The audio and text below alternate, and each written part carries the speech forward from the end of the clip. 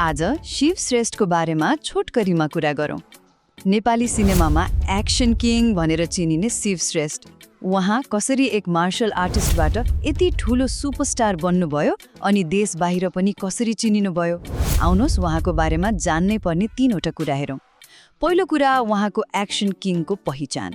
उहाँले सन् 1982मा जीवन रेखाबाट करियर सुरु गर्नुभयो हैन, अनि त्यसपछि चिनो र ट्रक ड्राइभर जस्ता फिल्महरू आए। ओहो, उहाँको त्यो कराटे ब्याकग्राउन्डले गर्दा फाइट सिनहरू यति रियल लाग्थ्यो कि दर्शकहरू हलमा पागलै हुन्थे।